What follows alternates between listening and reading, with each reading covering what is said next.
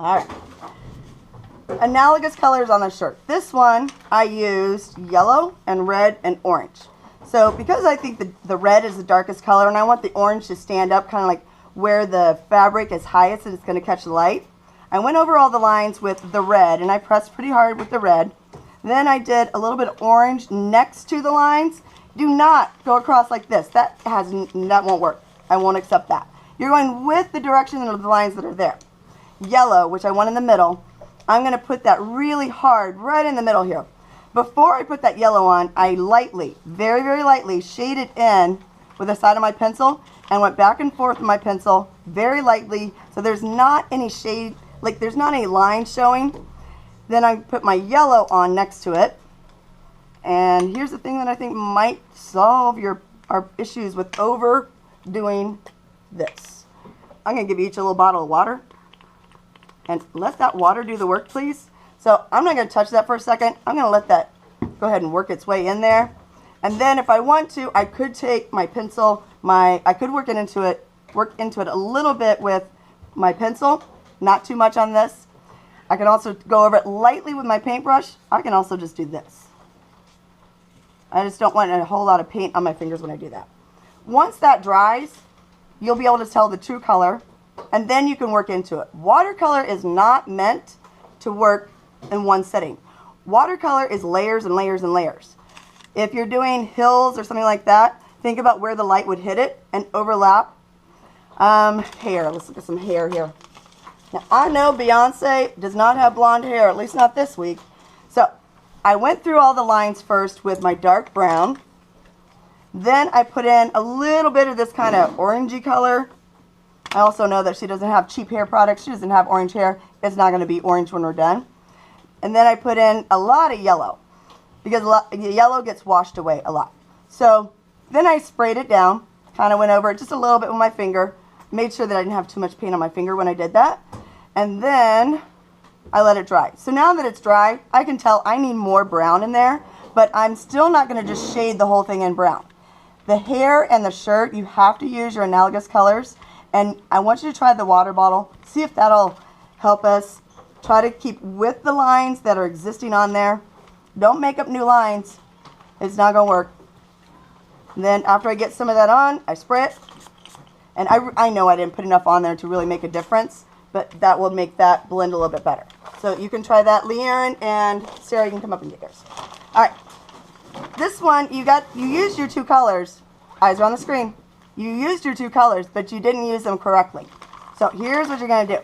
You have this whole thing yellow, so I just put a little bit of orange on a few lines here. Just a few lines going with the direction that the hair is going. This one, you got directions this way and this way. No. And in the sky here, unless this is like a really scary storm, baby girl, that's not going to work. So then I'm just going to take my water and let that water do its work. I can blend it a little bit. But you can just let it work its way and then just let it go. Let it go. All right, you want to get that one? Okay, this one I'm a little confused. I'm not a sports fan per se, but pretty sure I don't remember green and orange on the court. I want you to think about colors that would be on the court. What colors are on the court, y'all? Brown, tan. So brown, here's kind of a tan. The orange, we've got an orange. So I want you to make those colors make a little bit of sense. In here, this area here, that doesn't really look like what a backboard would look like either. Backboards could be glass. What else could they look like? It could be like a square. What color? What texture? Usually clear. Usually clear. So they're usually glass. All right, so if you want to create the illusion of glass, instead of making these lines go around, make some lines that go like this, kind of the hashtag, like this. And not too much. Like with watercolor, if you want white, you just don't do anything to that area. Here, it actually would be shaded in a little bit behind that net. You would see through that net. And I might try like doing a really, really light blue on there and then putting a darker hashtag on there just to show that it's reflecting some light. On the basketball, make the darker lines on the actual lines here. So like the red and the orange. And then the yellow in between. If it's not orange enough for you when you're done, wait for it to dry and add more. On your crowd here, my softball Mona, I want you to practice before you actually get to the final piece. I don't need for you guys to practice a large area. Just practice and see if you like what it looks like when you do that. So you need to make sure there's no white in between there because there'd be so many people. And then when we created chiaroscuro, this is what we did. So I want you to put a little bit, just a teeny little bit. I'll show you what I did there. A teeny little bit of orange around the edge, not much because it'd overpower it. Actually, you know what I used? I used this kind of fleshy pink color. So I did a dark line around the edge with that. Then I did a little bit of shading, not much, around here. Just to give it a little bit of chiaroscuro. And with watercolor, you can add, but you cannot take away. So I think I added more on this one. Pretty sure I did. It was feeling a little bit more bold. So try that. Try to make that look round. This looks really good. Think about what you're going to do down here. And I think you should make her hands yellow like the ball. All right. So these are analogous colors, which is fine. But if you're going to, I want the dress needs to be, I'm sorry, scratch that, revert. These are complementary colors across from each other on the color wheel. So on the dress and the hair, I want you to use analogous colors. So if you're going to use the red, then you would go just over the lines with the red. If you want to go red to violet, then put a little bit of blue in there and a little bit of the violet, and then spray it down, see what happens. Let it dry, you can work back into it. Watercolors are meant to be worked into. On the books up here, I would go through and just make a few random yellows, warm colors throughout the whole thing, spray it down, let it dry, and then go back again when it's dry with the cool colors, with the greens and the blues, and see what that looks like. And you don't, on this test piece, remember, you don't have to do all of this. You just need to do a little area to practice. So here, add it in like I showed you on that first dress. Your pumpkin is looking better. Come on up, get it, Your pumpkin's looking better.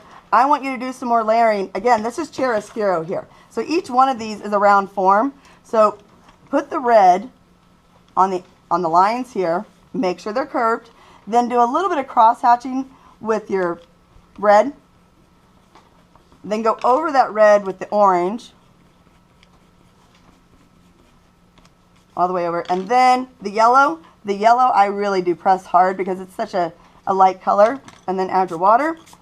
And I'm going to let that sit for a second before I mess with that. Ooh, I want to touch it. I am. Less is more. When it comes to watercolor, less is more. And you guys can come get one of these too for your table. On Chris and your Paul, again on the ground here, if he's, where is he at? What is his space, honey? Is it a basketball court? All right. If it's a basketball court, then you need to give me an idea of where the horizon line is, a sense of space. I would really suggest that you just keep it simple. Do it like this. Make it really, the letters big here, and then you can have a plain background. You don't have to spend a lot of time on that background. If there's enough interest in the rest of the drawing, and then on the basketball, make it work on the chiaroscuro. So any lines that you put on there, make sure like this, you're not going to see lines on a basketball like this, right? So go over the black lines with the orange, and I would do a little bit of red, and then do some cross hatching, get a little bit of that in there. You could use the side of your pencil and shade it in a little bit. I don't need for you to do the entire basketball on your practice piece. And then where it's standing up, where it's higher, do yellow. Okay, Senor Baseball. All right, so the baseball is white, yes? The baseball would be white? Okay, so for now, leave it just like that. Maybe put some color in the eyeballs. Maybe. It might look really creepy, which might be kind of cool. When you're shading in large areas, I want you to use more than one color. So you had orange first. Actually, you did both of those, didn't you? I just sprayed it down. And try to make it so that those lines, they can overlap in some places, but in some places, just let it go right next to. And less. I need you to do less. I promise. I need you to do less. Spray it down, see what happens. You keep on adding layers as you go. So if you just want to let that water soak in, you can. But if you're brushing it back and forth, you're going to lose all that texture. All right. I need to see, I'm not seeing any analogous colors here, my love. Why am I not seeing any analogous colors? No analogous colors. Now on Wilson, Wilson will have a solid red, and it's going to be white around the outside.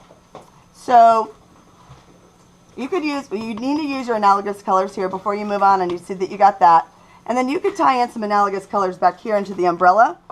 Put the red on top. You could go the green direction if you wanted to. If you're going to go warm, it would be red like this.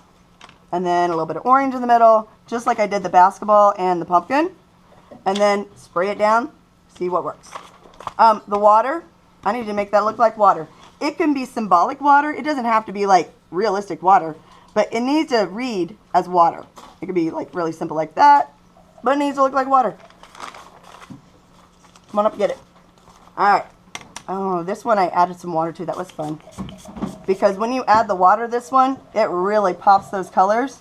And then the trees that are closer, make them have a little bit more yellow on it, so those kind of come forward in between where you've got the blue. Just be really careful not to overlap those too much. And just put some more yellow in the front and brown. Maybe to make it darker, a little bit of, you might try like a little bit of green on top of the brown. That'll definitely darken it up. But you want to see definition here. I see overlapping. Now you need to use a little bit of color to overlap that. You need to get the dress done today. And remember, I don't need a big swatch. I don't need the whole thing done. Don't do the whole thing, y'all. Do a swatch. Practice. Explore. Make mistakes, but make